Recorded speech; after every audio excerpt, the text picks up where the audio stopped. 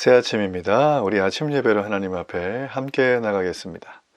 오늘은 빌립보서 3장 17절에서 21절까지의 말씀을 우리 오늘 화면을 보시면서 함께 읽으시고 우리 하나님 말씀 함께 나누겠습니다. 형제들아, 너희는 함께 나를 본받으라.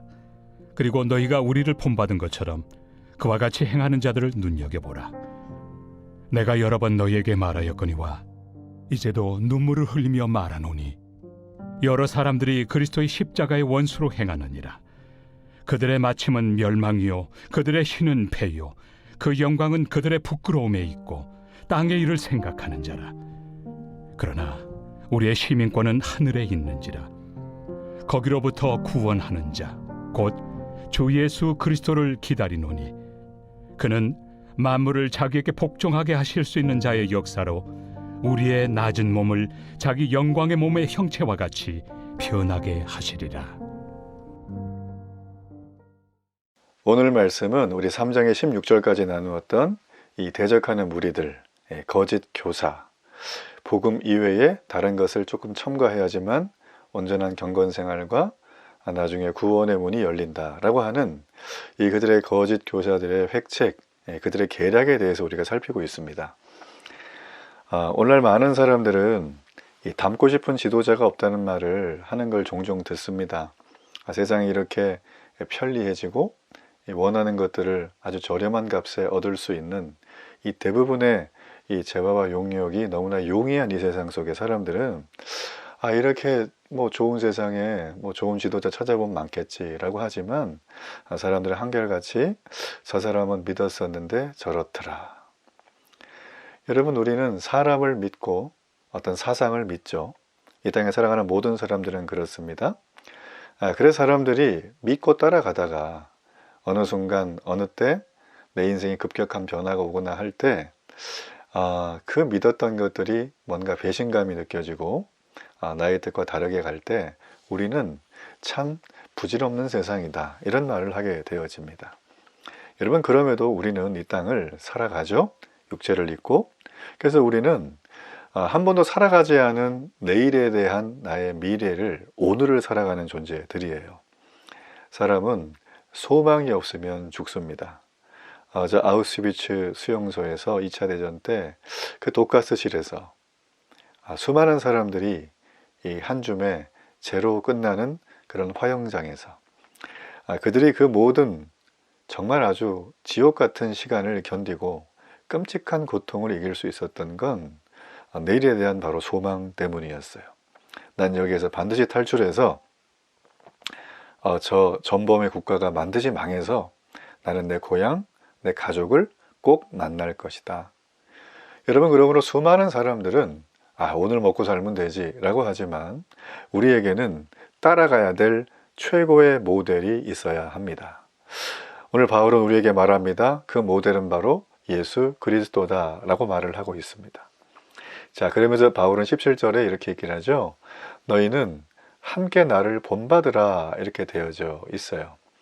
그러면서 나처럼 하는 사람들이 여럿 또 있는데 그들의 삶을 눈여겨보라, 이렇게 말을 합니다. 바울이 이 말을 하는 걸 가만히 보면 바울이 좀 교만한 거 아니야? 나를 본받아, 우리가 예수님 본받아야지 라고 하지만 여러분, 그런 뜻이 아닙니다. 바울은 지금 눈앞에 있는 십자가의 원수와 같은 거짓 교사들을 얘기를 하기 위해서 그 얘기를 꺼낸 거예요. 자, 거짓 교사들은 18절과 19절에 등장을 하고 있습니다.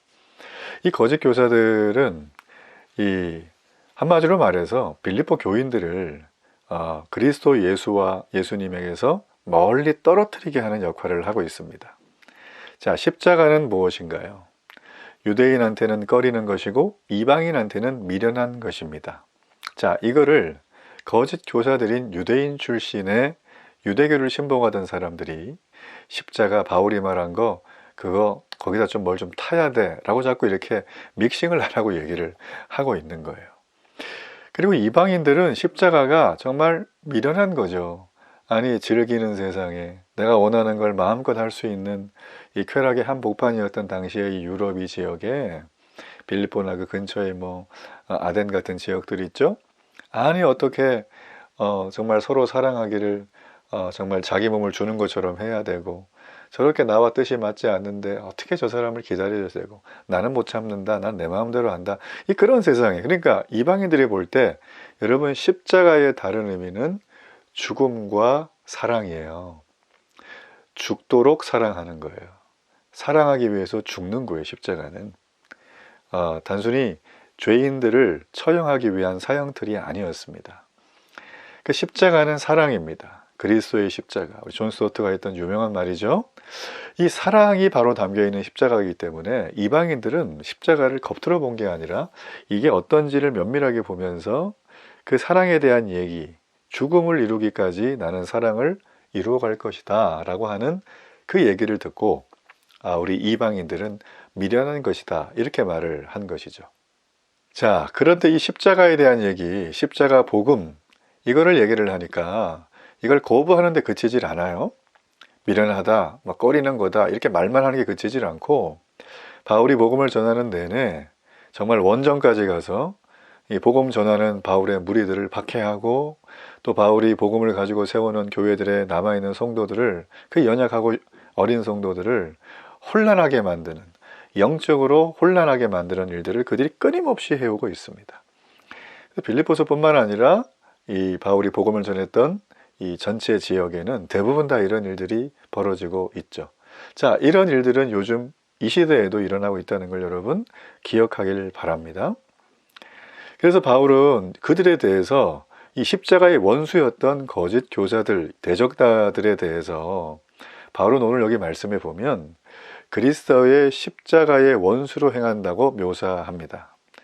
그들은 몇 명 정도가 아니었습니다. 바울이 그들에 대해서 아주 여러 차례 언급을 하는 걸 보면, 그리고 지금도 눈물을 흘리며 간절한 심정으로 말한다는 걸 볼 때 되게 많은 지역에서 되게 많은 사람들이 지금 바로 이 복음의 대적자로 서 있는 거예요.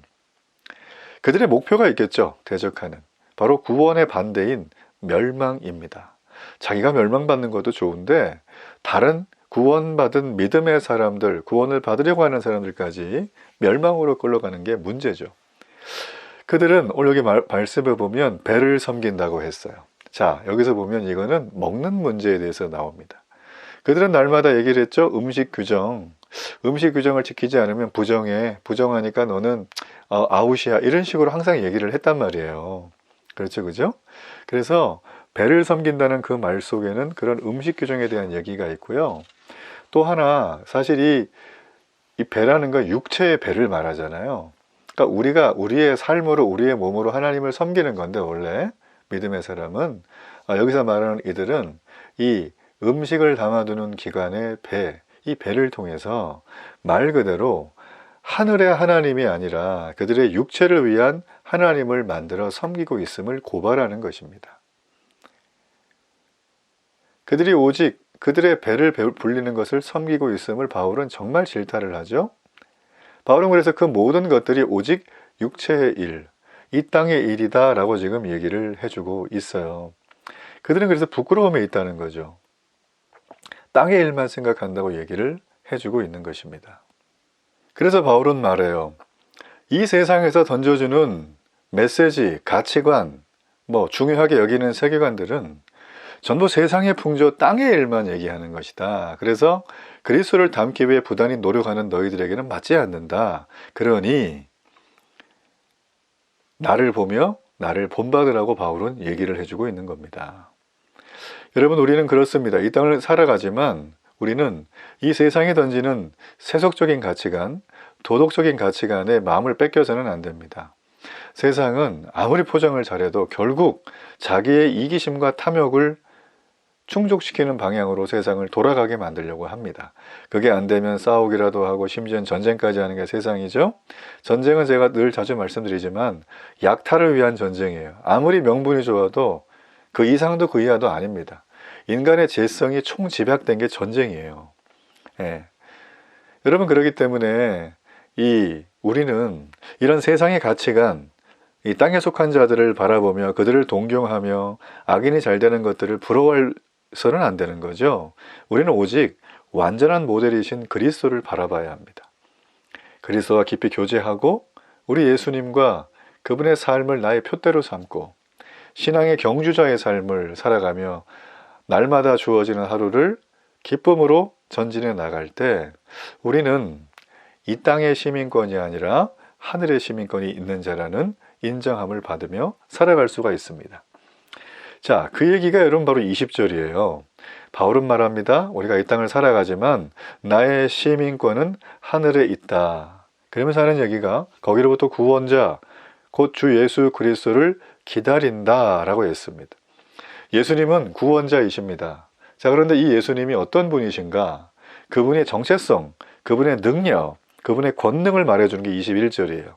그분은 만물을 자기에게 복종하게 하실 수 있는 분이다. 여기서 만물은 우리가 눈에 보는 거를 말하는 게 아닙니다. 해달별 우주, 우리 마음의 내면, 우리가 인지하지 못하는 그 모든 것들을 누가 만드셨어요? 예, 우리 주 예수 그리스도 아버지께서 만드셨어요. 삼위일체 하나님이 만드신 겁니다. 그 분 만드신 분이 이 모든 걸 가리켜서 만물이라는 말을 쓰는 거죠. 자, 이 모든 만들어진 것들을 누구에게 복종케 하는 분이라고요? 바로 자기에게 복종케 하는 영광이라는 말로도 표현하기 담기 어려울 정도의 놀라운 분을 예수님이라고 지금 소개를 하고 있습니다. 자, 그런데 거기에 비해서 우리 인간을 말하죠. 사람, 육체를 입고 있는 사람. 우리는 낮은 몸이라고 표현합니다. 이 얘기는 하찮다는 거예요. 예. 그리스도의 영광에 비하면 뭐 비교도 안 될 만큼 비천한 몸이라는 것입니다. 비천한 몸. 자, 이런 비천한 몸을 자기 영광의 몸의 형체와 같이 변화시켜 주신다. 바울이 지금 얘기하는 건 뭡니까? 우리는 이 땅을 살아가면서 이 땅을 살아가지만 시민권이 하늘에 있다는 겁니다. 여러분, 당시의 시민권은 원래 외국에 세워진 이 어떤 이 거주지가 있어요. 외국의 식민지겠죠. 거기에 로마에 퇴역했던 군인들이 거주하는 곳을 말했습니다. 거기에서 그들은 로마에 살지 않고 다른 나라에 살고 있지만 그들의 시민권은 바로 로마 시민권이다. 그래서 이 로마 시민권이 굉장한 권세 아니었습니까? 그래서 이게 하나 있으면 뭐 다 프리패스가 되는 거죠. 자, 여기서 이 시민권은 바로 그런 걸 뜻하는 것처럼 바로 그리스도 예수께서 공의와 사랑으로 다스리는 나라를 말합니다. 성도는 누굴까요? 바로 이 나라의 시민권을 가진 자들이에요. 갈라디아서와 에베소서에 자세하게 나오죠. 그래서 우리는 이 땅을 살아가지만 바울이 말한 것처럼 장차 오실 그리스도 예수를 간절히 기다리는 삶을 삽니다. 그래서 예수님은 구세주예요. 구세주는 백성을 모든 대적으로부터 보호하고 구원하시는 하나님을 가리킵니다. 그 구약의 구세주가 신약에 오신 분이 예수 그리스도입니다. 그래서 바울이 말하죠. 우리는 궁극적으로 예수 그리스도를 통해서 우리의 낮은 몸이 영광스러운 몸으로 변하게 될 것이다. 여러분, 우리의 몸은 희노애락의 본거지예요. 로마서 말씀에 보면 늘 죄의 유혹에 시달립니다. 지금 이 시간에도 말씀을 들으면서 오늘 죄짓고 궁리하는 분들 계실 거예요. 또 썩어지고 죽을 운명에 처해 있는 원수와 같은 거죠. 영적으로 보면. 자, 이렇게 비천하고 낮은 몸. 여러분, 그런데 주님이 이 비천한 몸에 재림하시는 그리스도에 의해서 영광의 몸과 같이 우리를 변화시킬 것이다 라고 말합니다. 여러분, 이건 로마서 8장에 있는 내용이거든요. 오늘 말씀 다 끝나고 로마서 8장을 한번 쭉 읽어보시기 바라요.